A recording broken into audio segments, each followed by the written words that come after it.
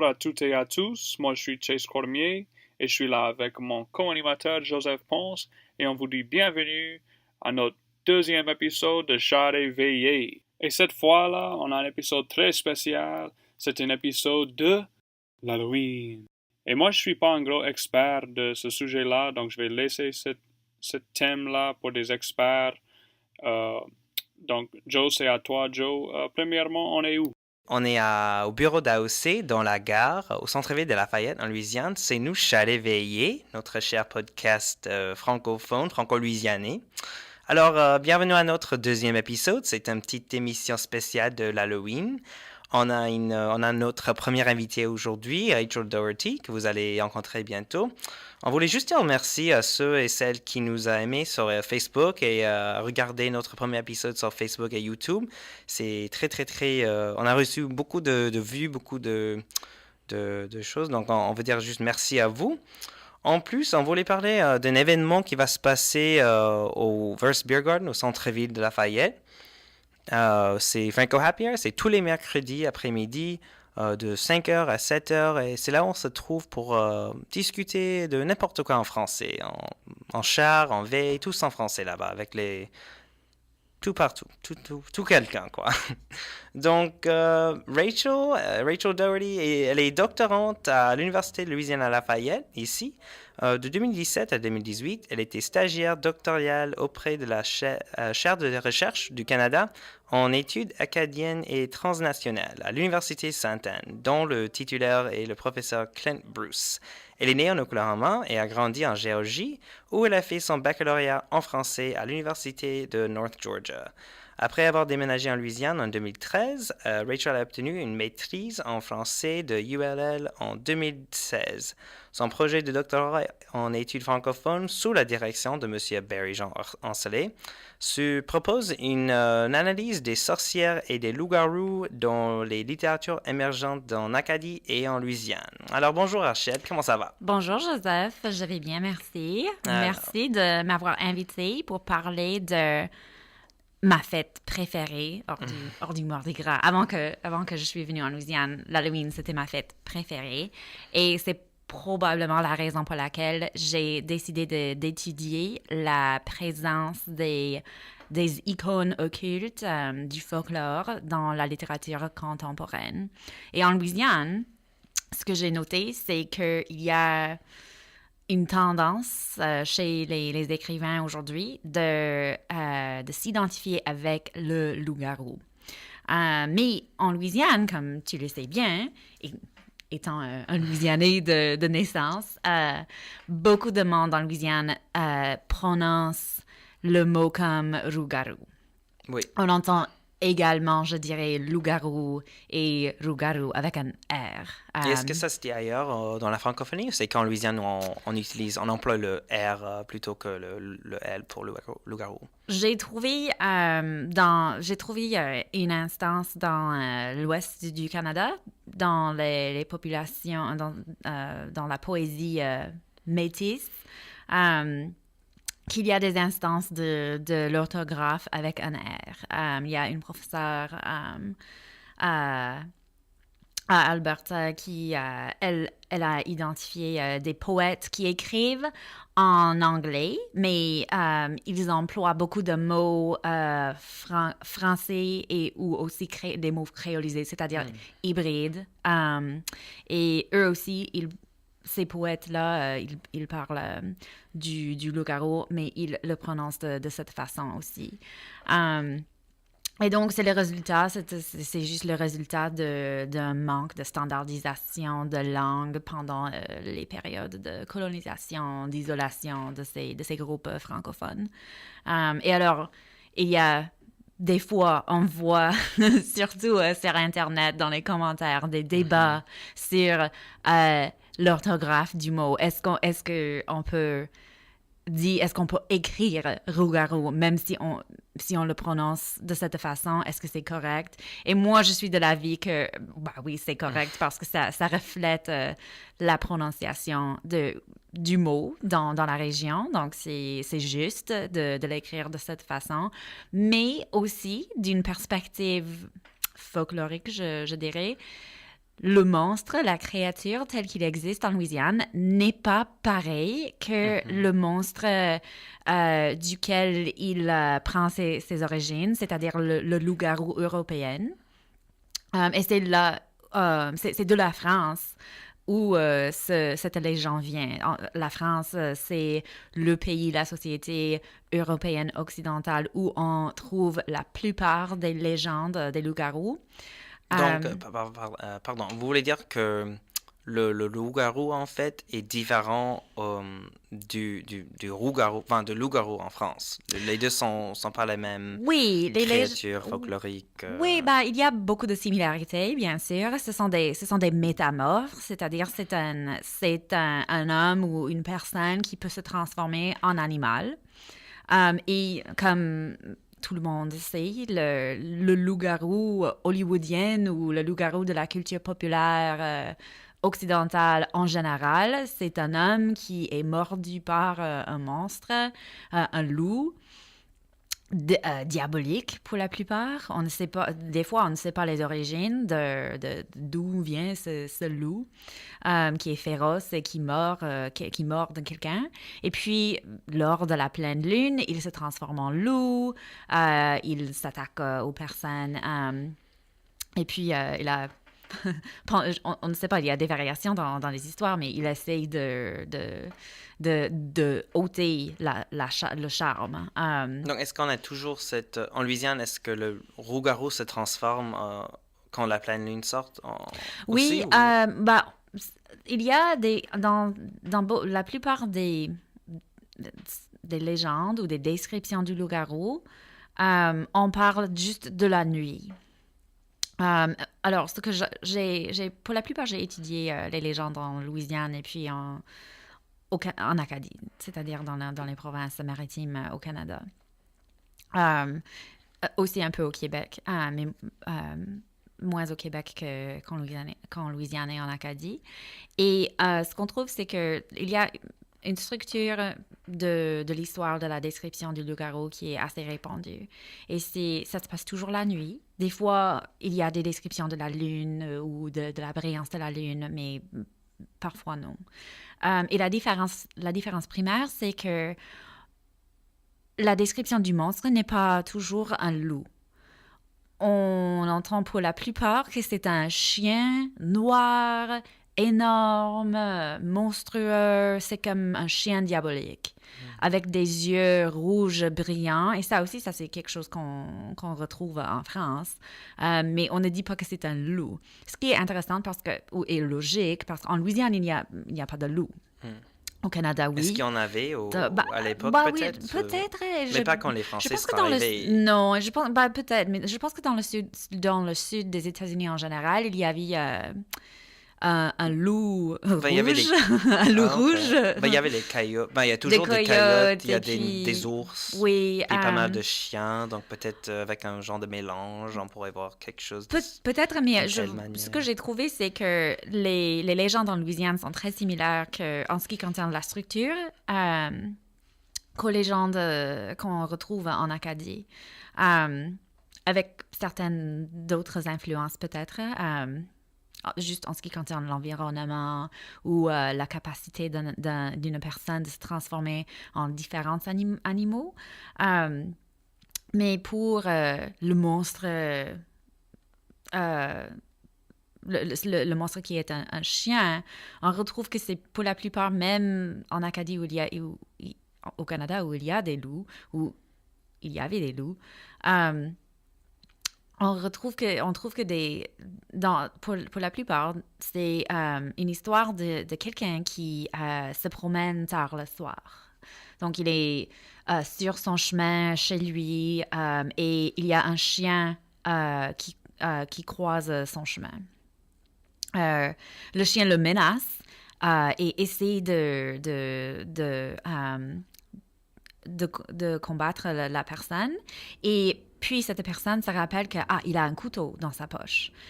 Alors, il coupe le chien et puis deux choses se passent. Dans certaines versions, à cet instant même, une fois que le sang coule, le chien, le monstre, se transforme en homme. Et pour la plupart, c'est un homme que la personne connaît. Peut-être c'est le voisin, peut-être c'est quelqu'un dans leur famille même. Et l'homme qui était un chien... Ben, est-ce que le rougarou peut être une femme? Ça peut être peut-être la maman, la femme de il y a beaucoup moins d'histoires où on trouve que ce sont des femmes, mais il y a une légende qui prend ses origines en France et peut-être c'est plus ancien que cela, très populaire, très répandu dans le monde, vraiment, en ce qui concerne les légendes des loups-garous ou des métamorphes, où c'est la femme de quelqu'un. Mais la façon qu'on ôte le charme, c'est de faire couler le sang. Alors, si la personne se retransforme en homme et il remercie la personne de l'avoir coupé, et puis il explique que les deux personnes ne peuvent pas parler de l'incident. Si oui, les deux personnes vont devenir des loups-garous et vont rester comme ça pendant une certaine quantité de temps. Des fois, c'est 101 jours, des fois, c'est une année, on ne sait pas. Ça dépend de l'histoire. Dans l'autre version, c'est la personne coupe le monstre et puis il s'enfuit. Et le lendemain, en ville ou quelque part, peut-être au bal, je ne sais pas, il rencontre quelqu'un qu'il connaît là encore, qui a la même blessure que l'animal qu'il a rencontré la veille. C'est un peu comme l'histoire de Cendrillon où il a avec la chaussure, avec le talon, mais enfin, c'est un peu différent, C'est mais comme une trace. Ouais. Oui, Moi, j'imagine comme Cendrillon, mais au lieu de voir que c'est la bonne taille du talon, il voit que elle manque une main peut-être. Oh, C'est-à-dire elle était le loup-garou qu'il a croisé dans la rue. oh oui. Donc, on pourrait faire une version comme ça peut-être. Oui, ça serait très intéressant de faire un mélange De Cendrillon. de Cendrillon et d'un loup-garou. J'aime ça. Oui, j'aime ça. J'ai vu pas mal de versions modernes de La Belle et la Bête où c'est en fait la belle qui se transforme en bête. Mais ça m'a fait penser à la légende avec la femme. Dans les documents, les plus anciens documents où on trouve des légendes des loups-garous ou des histoires des loups-garous. En France, on trouve une instance de cette légende où il y avait un seigneur qui avait une femme et puis je pense que c'était son servant. C'est toujours quelqu'un dans son service qui rencontre un monstre la nuit et coupe la patte du monstre. Et puis, pour quelque raison, il garde la patte, juste comme une preuve pour son seigneur de montrer qu'il y a un prédateur sur la propriété, quelque chose. Il a des raisons. Alors, il met la patte dans un sac. Et quand il le montre à son seigneur, il prend la patte du sac et c'est la main d'une femme avec une bague qui appartient à la femme du Seigneur. Et j'ai trouvé sur l'Internet, je ne sais pas les origines de cette histoire, mais quelqu'un a écrit sur l'Internet une légende qu'ils ont soi-disant entendue en Louisiane. Et c'est la même histoire, mais c'est sur une habitation avec... un maître et son servant. Je ne sais pas si c'est un esclave ou si c'est un servant, mais avec le loup-garou. Avec la femme qui, dont la main lui avait été coupée. Oui, c'est la même histoire. Et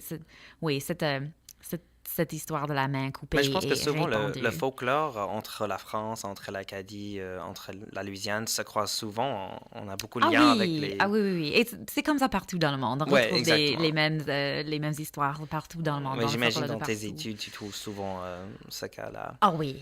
Mais donc, est-ce que tu fais jamais... est-ce que tu vas jamais dans les coins en Louisiane pour parler avec du monde des histoires des rougarous ou d'autres créatures Ah oui, j'ai essayé. C'est un peu difficile de faire le monde parler de cela, juste parce que ce sont des anciennes histoires. Et donc, Je ne recueille pas vraiment d'histoires. J'ai essayé, mais pour la plupart, quand j'entends, ce sont des descriptions des choses. Et tu pourrais le décrire le... Ah oui, le loup-garou. Oui, lui.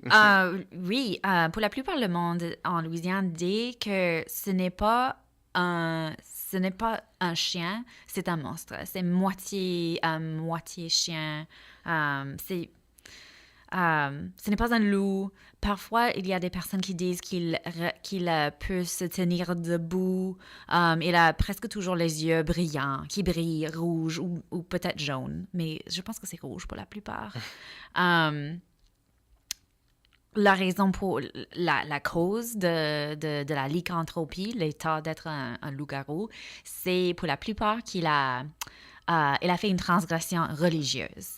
Alors, il n'a pas fait le carême, ou il ne va pas à la messe, ou il ne fait pas ses Pâques. Ça, c'est une histoire que j'ai trouvée dans un livre, une histoire qui a été cueillie au Québec, en fait. Ça ressemble beaucoup aux histoires qu'on entend ou qu'on voit en Louisiane. Et on emploie le terme loup-garou, mais c'est pour quelqu'un qui peut se transformer en bœuf. Et on me dit qu'il y a des versions en Louisiane où il y a des personnes qui se transforment en hibou ou en chat.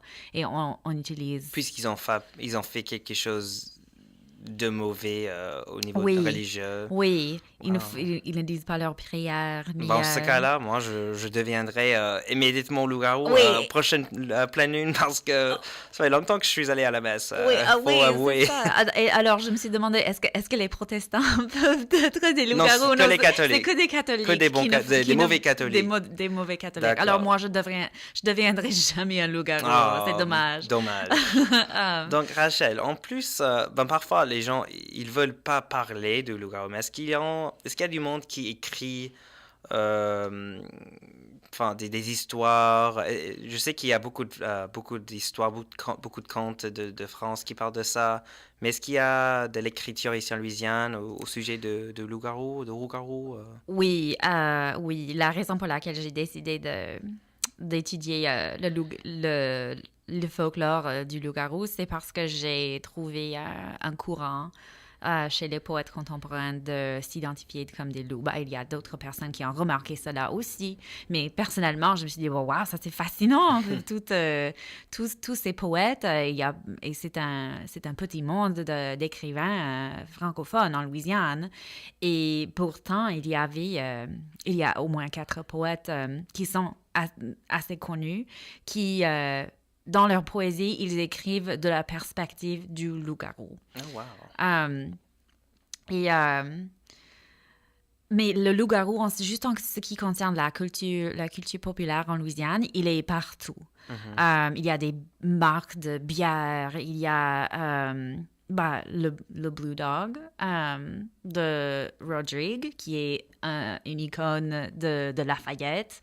Mm-hmm. C'est un roux-garou? C'est un roux-garou. La première fois qu'il a peint le chien bleu, c'était pour un recueil d'histoires effrayantes, et c'était pour illustrer un chien fantôme. Oh. Et puis, plus tard, il a illustré un roman, ou c'est plutôt une nouvelle, mais une nouvelle pour les enfants, pas pour les petits, mais pour les enfants.